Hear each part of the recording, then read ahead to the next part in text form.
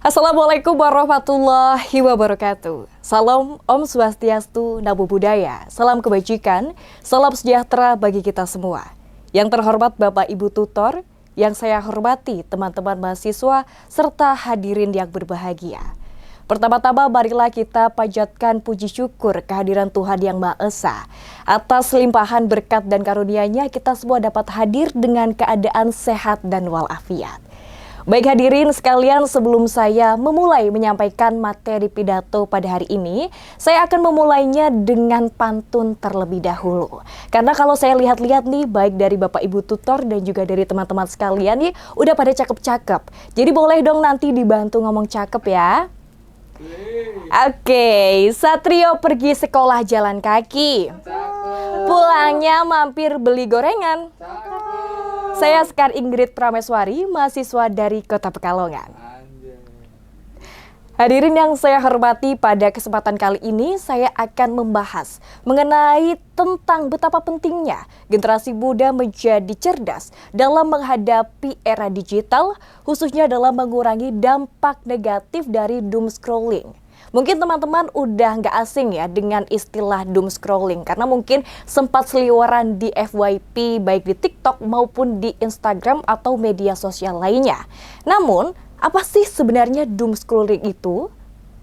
Secara garis besar nih atau secara simpelnya, doom scrolling merupakan kebiasaan terus-menerus untuk membaca berita buruk, informasi negatif maupun konten-konten yang dapat menimbulkan kecemasan di media sosial. Perilaku ini seringkali terjadi pada generasi muda yang hidup berdampingan dengan teknologi dari internet. Setiap harinya kita kadang-kadang 24/7 nih scroll terus nggak kerasa berdampingan dengan teknologi. Jika melihat pada kehidupan nyata, segala aktivitas kehidupan di era digital tentunya tidak luput dari yang namanya smartphone, notifikasi, dan juga mungkin feed media sosial, bahkan berita-berita viral yang terus-menerus diperbarui. Hidup di zaman serba cepat ini tanpa sadar sebenarnya menjadi bumerang bagi generasi muda seperti kita. Informasi yang datang bertubi-tubi justru membuat banyak khayalak atau anak-anak muda nih terjebak dalam kecemasan, stres, dan kebiasaan sakit mental atau bahasa gaulnya nih anxiety. Bahkan ada yang bilang mental illness. Mana nih yang suka scroll-scroll tentang mental illness?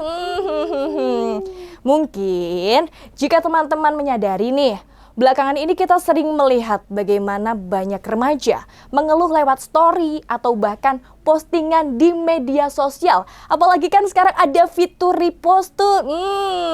Postingan di media sosial melalui meme yang mengatakan secara tersirat bahwa mereka merasa seperti kehilangan fokus, sulit tidur, dan mudah khawatir akibat konsumsi informasi yang berlebihan. Doom scrolling bukan lagi sekedar kebiasaan, tapi dapat menjadi ancaman bagi kesehatan mental kita para generasi muda. Sebagai kelompok usia terbesar di dunia digital, kita generasi muda memiliki peran penting untuk menciptakan lingkungan digital yang sehat. Oleh karena itu, kesadaran untuk mengelola penggunaan media sosial sangat dibutuhkan agar kita tetap sehat secara mental, emosional, dan juga sosial. Menurut berbagai survei nasional, lebih dari 50% remaja Indonesia menghabiskan lebih dari 5 jam sehari di media sosial. Dan sebagian besar mengaku pernah mengalami kecemasan akibat terlalu banyak membaca berita buruk atau berita hoax. 10 hingga 20 tahun lagi, generasi muda inilah yang akan memegang tanggung jawab besar terhadap arah bangsa dan kemajuan teknologi. Jika mulai dari sekarang kita tidak membangun hubungan yang sehat dengan media digital, maka dampaknya tidak hanya pada diri kita sendiri, namun juga pada masa depan bangsa. Kita harus sadar bahwa setiap detik yang kita gunakan untuk scrolling media sosial, membaca berita buruk tanpa henti, dapat meninggalkan jejak pada kesehatan mental kita. Tanpa kita sadari, kebiasaan scroll tanpa kontrol menyebabkan dampak yang luar biasa pada cara kita berpikir, bahkan berinteraksi dengan orang lain. Untuk itu, Kita sebagai generasi muda yang hidup di era digital ini harus mampu menggunakan teknologi dengan sebijak mungkin. Jadikan teknologi sebagai sarana belajar, berkreasi, dan menyebarkan konten yang positif bagi diri sendiri dan juga orang lain. Ingatlah bahwa dunia digital bukan tempat untuk tenggelam, melainkan tempat untuk berkembang.